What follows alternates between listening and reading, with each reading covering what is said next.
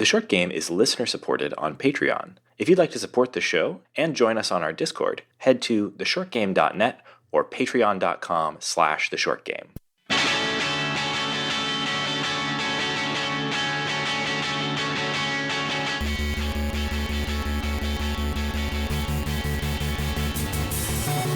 Welcome back to The Short Game. This is a show about short video games, games that respect your time. I'm Raygan Kelly, and I am joined this week by one fine co-host, Laura Nash. Hello, Raygan. Hello, Laura. And we are talking about the Forest Quartet, a very poetic little puzzle game about a jazz quartet that has lost its lead singer, and the various strange forest machinery that her spirit must reassemble in order to give them back their love of music. Yes, and the irony of playing the perfect rainy day game the first time New York hit 90 degrees was not lost on me. That's a really good point. This would be a really good chill, rainy day. That's exactly the right vibe for this if you can manage it. Yeah, I just kind of faked it by doing it really late at night. But folks, next rainy day, grab some tea, grab this game. That's the vibe to me in a nutshell. Absolutely. So this is a game that came to us from a couple of different places, but I wanted to especially call out and thank John of Gaming in the Wild.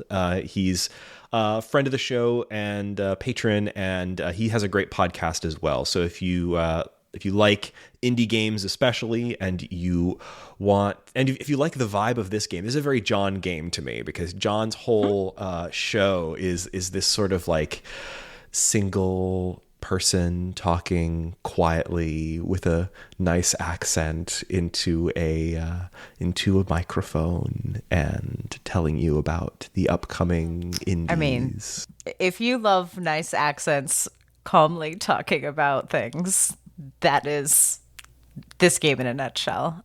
John's whole vibe on his podcast is great. Definitely recommend checking out Gaming in the Wild, and I definitely see why he liked this, and and he suggested we cover it because it is really quite short. Like, this is maybe an hour and a half for me. Was that about how long it took for you, Laura? Mm-hmm. About an hour, yeah.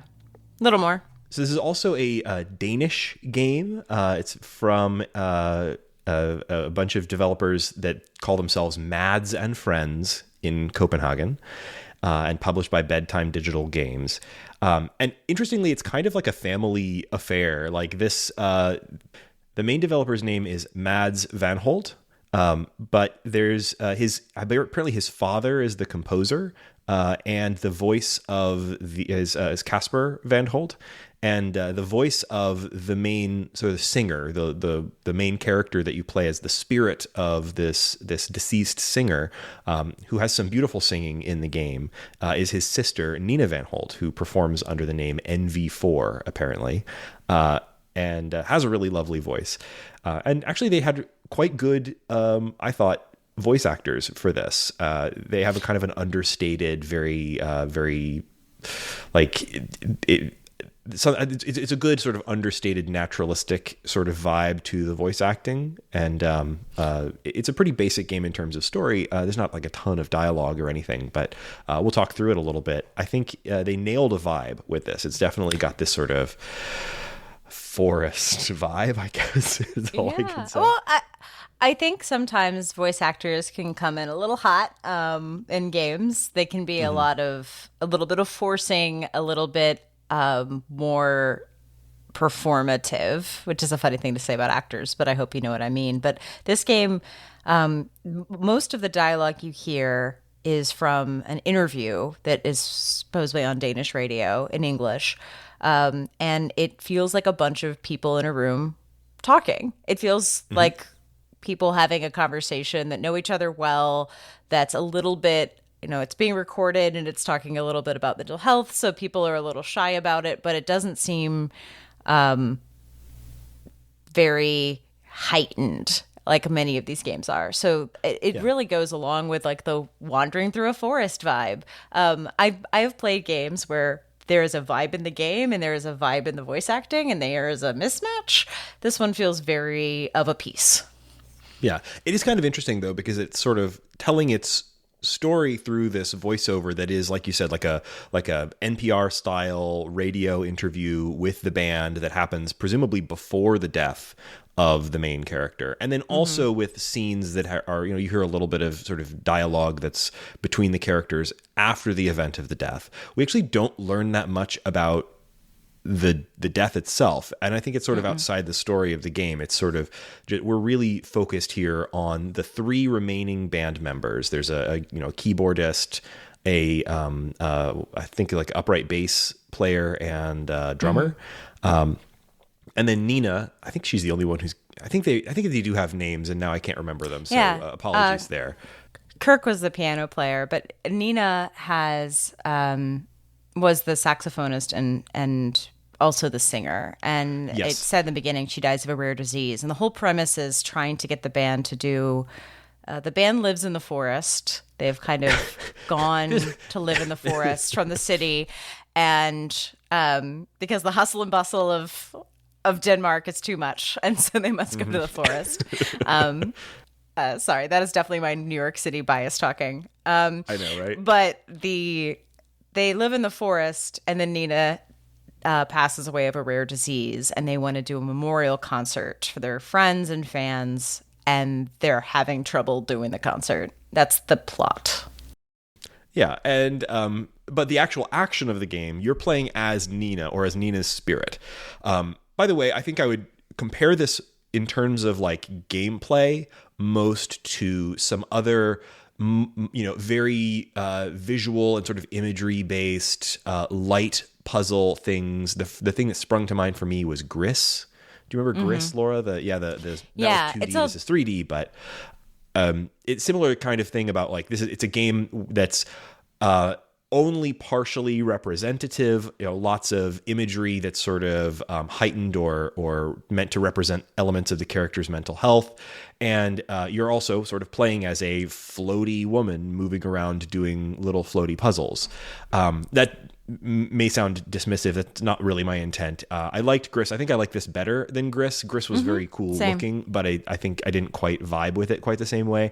This, I think I liked it a little bit better. And it's the actual action of the game is moving from, it's sort of divided into 3 acts, once for each of the 3 surviving band members, and each one introduces a new mechanic. The puzzles are extremely lightweight, but you're mostly just sort of moving through various areas of the forest, finding these mostly machines that are in the interview. One of the characters explains that they sort of, when they move to the forest, they see it as sort of something that recharges them, and they have this imagery in their head of a forest full of generators, and the generators are providing the power that he needs to do his art and live.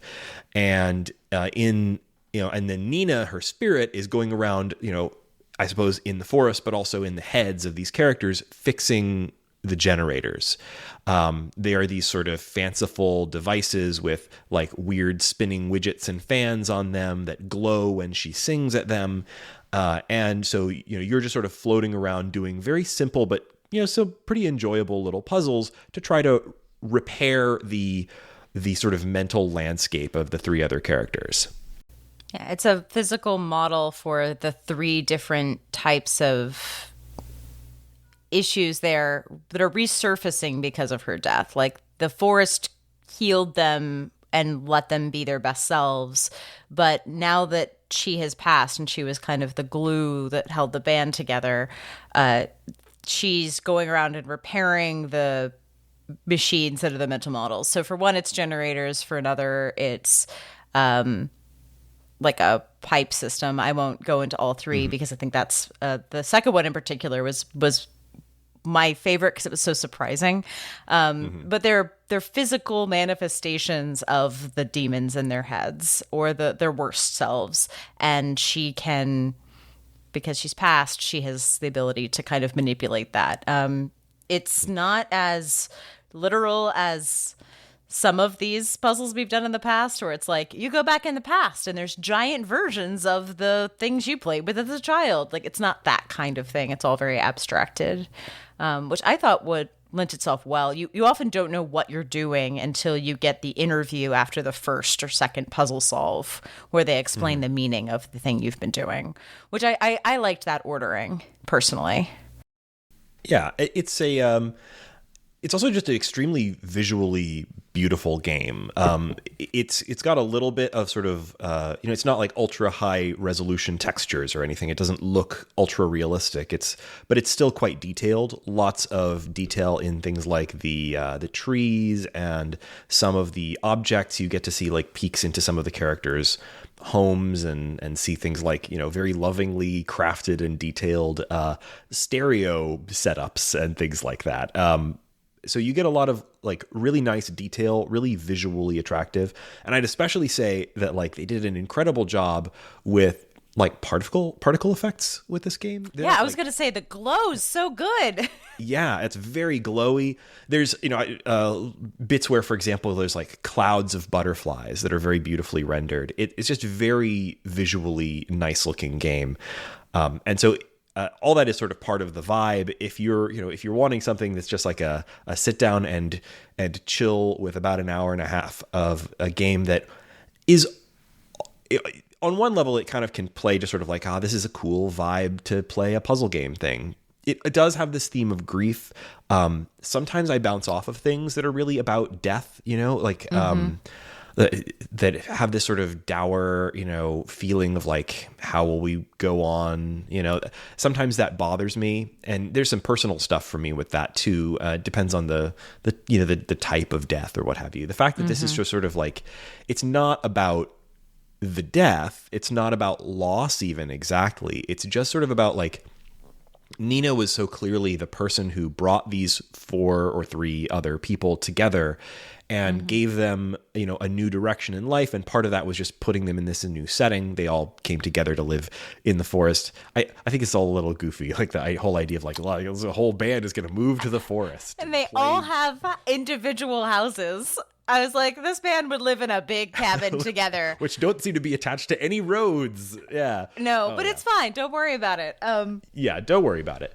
But if you don't worry about that, it does sort of work as this idea of like, these characters all came together, but the thing that brought them all together is now gone. But it's kind of feels like her spirit is trying to give them a final gift to try to help them move on, and it's quite nice. I didn't find it like ultra moving or anything, but I thought it was well done and not like, it's not cringe, I guess, is what I'm trying to get at. Well, it's not as heavy as I thought it was going to be. It doesn't go completely into the magical. It stays in a surreal, magical realism-ish realm, like of like the real world plus, but it doesn't feel like some of these are like incredibly heavy, incredibly serious themed, like by dealing with a serious issue that like the whole game like sinks down 8 levels into like no light. But this, like, there are people laughing. Like for me, a moving thing in this was like part of grief is remembering laughing with somebody who's passed and like not being able to do that again. So hearing Nina being such a like joyful presence made it more grounded, but it wasn't as if they were like, and I'm never going to laugh with her again. That was something I brought to the game. It felt that felt more real than like, I mean, to be a little personal for a minute, the first time I really, really cried after my dad's death was because I found a pair of Elmo socks he gave me. And it was the dumbest thing to cry about. But like, that's the kind of thing. And I felt like that was part of this game. And it wasn't like, and now she has moved like on and I cannot, like, it wasn't very self-serious in that way. It made it a lighter game. And to me, that is how I can process stuff. Like, I need a little bit more of a light touch to play a serious game, for better or for worse. I do know this does shut the door for some very good games that I just bounce off of because I can't. But this, to me, felt like an accessible grief game. Yeah, I've vetoed games from this show before that deal with grief or death in particular ways that, I mean, I don't want to sound like I'm like I'm not dealing with like PTSD over here or anything, but like there are certain types of things like this that can be kind of triggering for me because I have certain things in my past that make me, anyway, it's not to get into it, but like this like I initially was like, I wonder if this is going to be a problem. And it wasn't. It was, I thought it was a good vibe and a well-told one of these. We specifically chose this in the middle of the spring when both of us were in good places in case it was going to take us to a mental place we were uncomfortable with. Yes, absolutely. And also like, it was good we also partly picked it because it was just, it's an hour and a half game in a place where we needed a slotted an hour and a half game into our schedule. And maybe you do too. That's a big aspect to this. This is a $9.99 regular price and probably goes on sale thing on Steam, so it's not going to be something that like breaks the bank. You can pick this up on Steam or on PlayStation. And this actually was a recipient of money from like the PlayStation Indie Fund, which I think is kind of interesting, as well as from a couple of they list in their press kit like what this was supported by. This is the kind of art game that gets grants, PlayStation Indie Fund, the Animation Workshop, and the Danish Film Institute. And something called Statens Kunstfond, which I suppose is another Danish arts fund. And on that note, I recommend both the controller and headphones on this because it is best as immersive as possible, and I do not like the keyboard controls personally. Oh yeah, no, it's too floaty. It's definitely meant to be way too floaty for a keyboard. Yeah, you need a stick. And the headphones thing is key. It's a beautiful game, but it's about a jazz quartet. Like you boot this thing up and it's got an incredible piece of jazz music just playing on the title screen. How did we get this far without talking about the sound design? That is the game to me. That is, that's kind of, you're right. Like, how do we get 20 minutes in and we're not talking about the music? This is a music game. It's not a rhythm game. It's not a game about playing music, but it is a game about four musicians and like reigniting the love of music in the lives of grieving people. And music is a huge part of that. And it really helps that this is driven by several really good pieces of music that like it was I really quite good. Like I put on headphones or at least good speakers and like hear this thing. It's really good.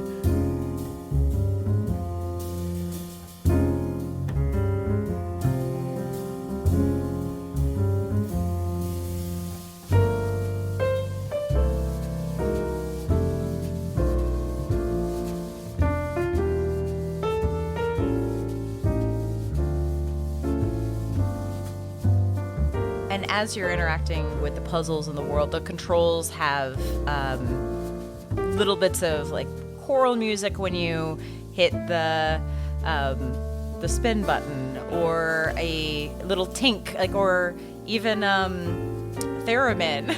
Oh yeah, my favorite is that there's a button it has mechanical uses, but at any time when you hit a button that's I don't even know what to call it. It's pretty simple mechanics. But there's a button that makes Nina snap her fingers. That's the sound effect that you get. And if you want, you can just like play through this game snapping along with the music if you want. And that also gets used mechanically in other places in the game. So like I think it's that same button where you'll float up to. There's a lot of really cool imagery in this that feels sort of like. The sort of surrealistic forest stuff. There's a lot of things like street lights just in the middle of the forest, right? And you can float up to them and light them up by snapping your fingers at them. Things like that. And not all of those are part of a puzzle mechanic. Some of them are just sort of part of the environment that's there to kind of, build this surrealist looking landscape. It's really quite cool. So in addition to the physicality of the sound effects that you can kind of impact it in kind of a dynamic way as you play, I think the other thing I really loved is that it's a forest jazz. It's not a hot jazz like an ape out. So I have a weird relationship with jazz because I like jazz music and I often hate people who love jazz music because they're insufferable. So I really liked this light touch to jazz where it was in these people's bones. It was just the way they express. This game never insisted that jazz was the highest art form, and it never insisted that what they were doing was more important than other types of music.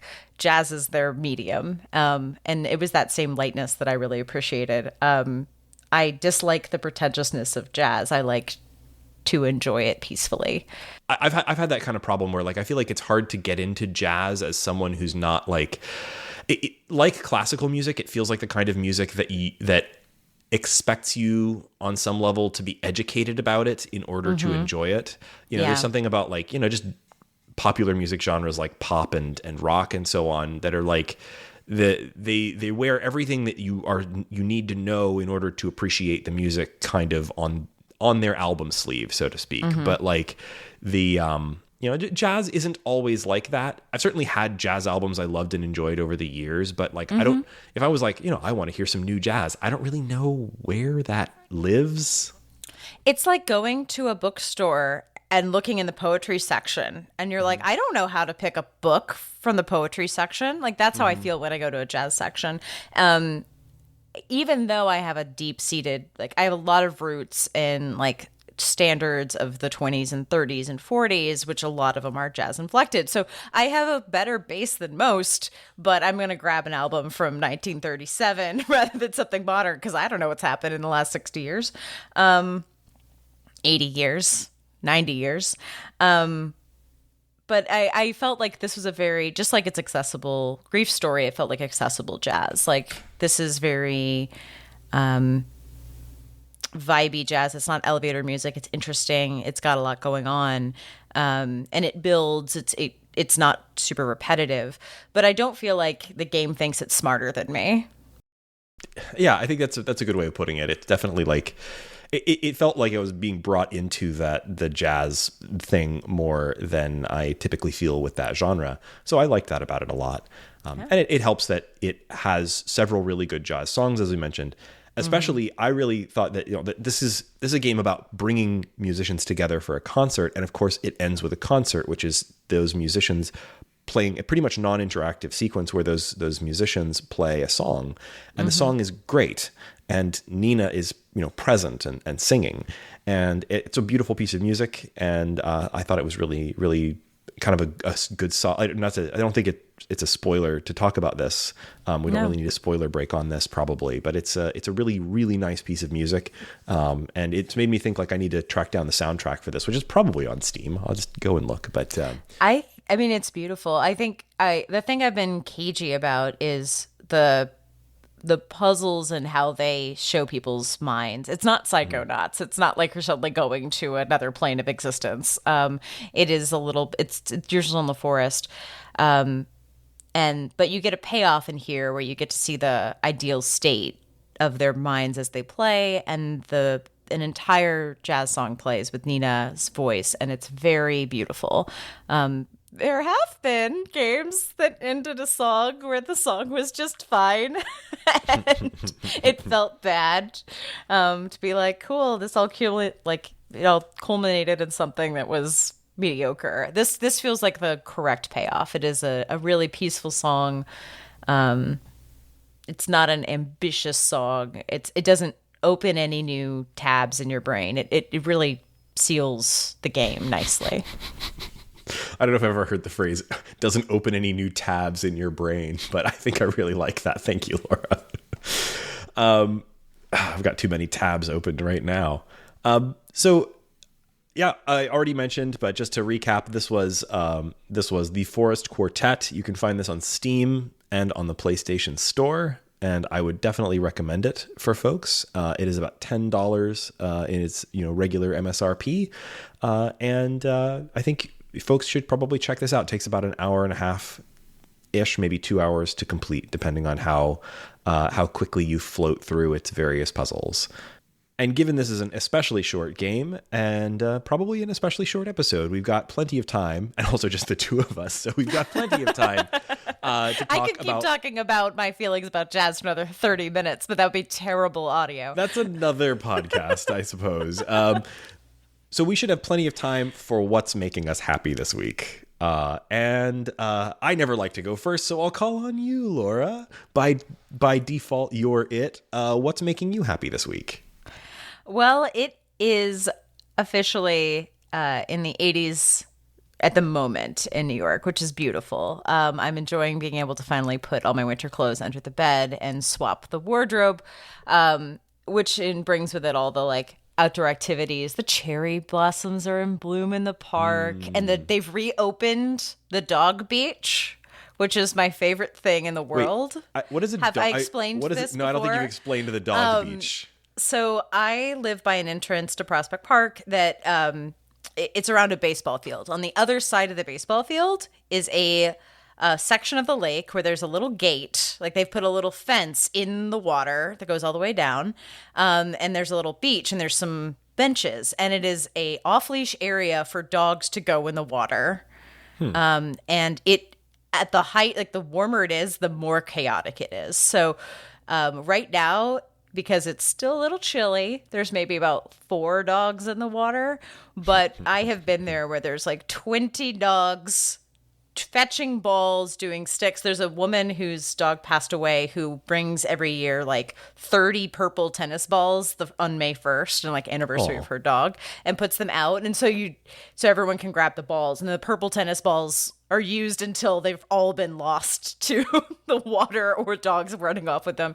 But like, it's that kind of happy chaos. The dog beach is one of the best places in New York if you live near Prospect Park.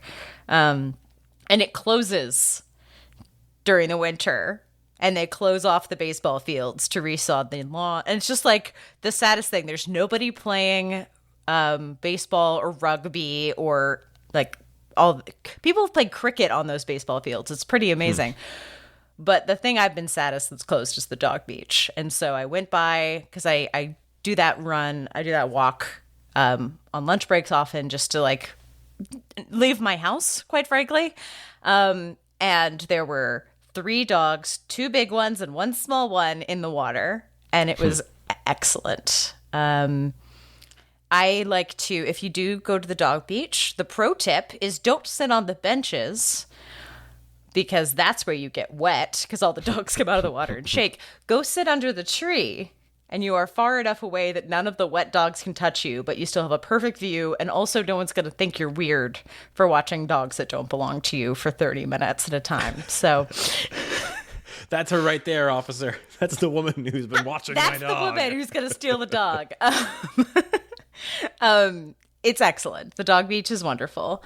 On a thing that is more accessible for people who don't have access to a dog beach, we've also been watching the TV show Slow Horses, which is a spy show on Apple TV that is, what if the place you go in MI5, that if you really mess up, like there's the house where they put all the agents that are basically in purgatory, and it's all the mess ups, all the screw ups. What if they accidentally needed to save Britain? Like, that's the premise of the show. It's just as implausible as that sounds. It opens with a big action sequence that is not indicative of the show's vibe. But I guess they had to spend some Apple TV money. But if you like John le Carre, if you like a light comedy, like crunchy spy show, it goes down real easy. I will not change your life, but sometimes you need shows that don't change your life, to be honest. Like, it makes you happier because I don't need to pay attention every second to the screen. And Gary Oldman's excellent in it, so. That's awesome. I might have to check that out. Although my Apple TV subscription expired, you get, it seems like every time you buy any expensive Apple product, you get like 3 months of Apple TV Plus. 100%. And you just like, I also did the same thing where I never paid for it, and then was like, oh, what, did I stop buying things? Yeah. I watched exactly one thing on it. I watched the Tetris movie, which I thought was like okay, like not great. I've seen that story told in other formats and enjoyed it a lot. It was okay watching the Tetris movie on Apple TV Plus. My wife, I think, liked it okay, and it serves as a telling of that story. But it also had stuff in it that just made me groan so hard, like when Hank Rogers shows up at the like Nintendo of America headquarters, and the CEO and what's his name, the bow tie guy, like names are suddenly escaping me, which is embarrassing because I really like stories about the history of Nintendo, but the like two bigwigs of Nintendo are in a white room wearing R&D1 lab coats. I'm pretty sure R&D1 was in Japan, and they're like this like bare white room, and they've got the like Game Boy on a little pedestal connected by a wire to the computer, and Hank Rogers, Howard Phillips. Howard Phillips. Thank you. Oh my God, Howard Phillips, and the CEO was Arakawa.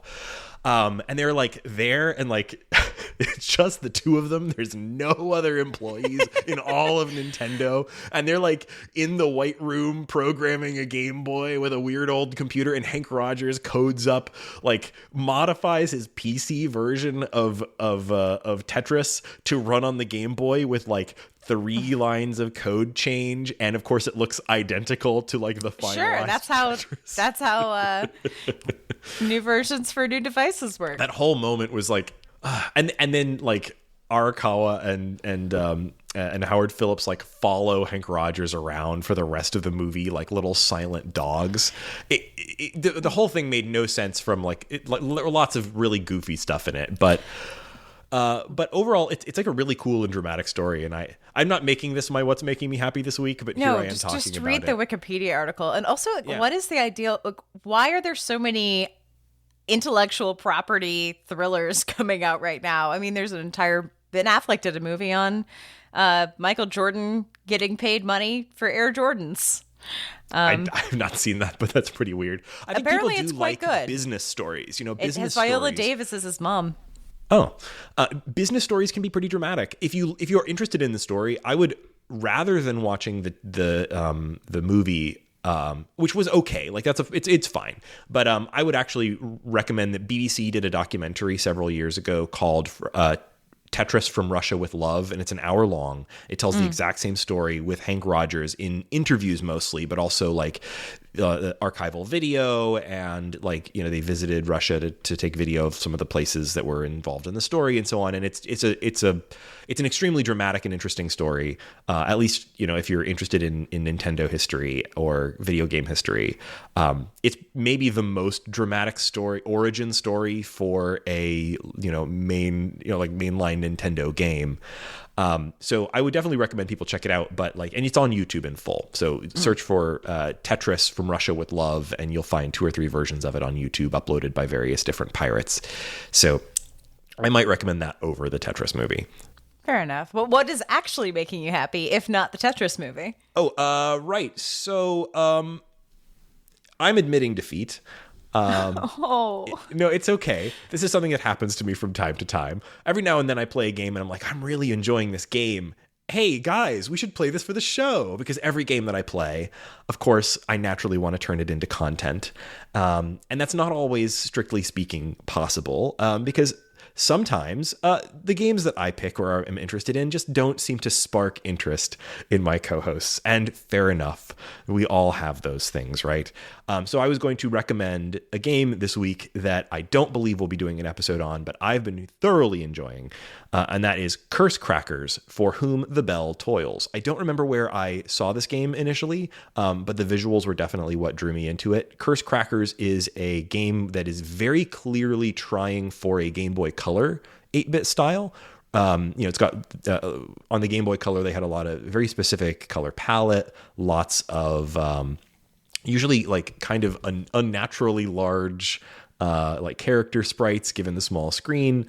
It had a particular vibe, like a pastel look. I really, really enjoyed it. It also has a particular problem that this is something that I keep running into in games that I like, and I think I find myself getting made fun of a lot for it on the show. I think totally unfairly, because this is just a random thing that happens to me. That this is a game that it's a 2D platformer that is very retro inspired, but also clearly developed by a team or developer who's really, really, really into their own lore. And so the story, which is fine, it's fun, and it supports a really cute character, it's a fantasy world. The Steam description is help Belle the acrobat and Chime the living bell. Yes, she has a little floating living jingle bell that follows her around. So the person named Belle is not the person who's a jingle bell? No, Belle, Belle, is an acrobat who wears a But little she domino has mask.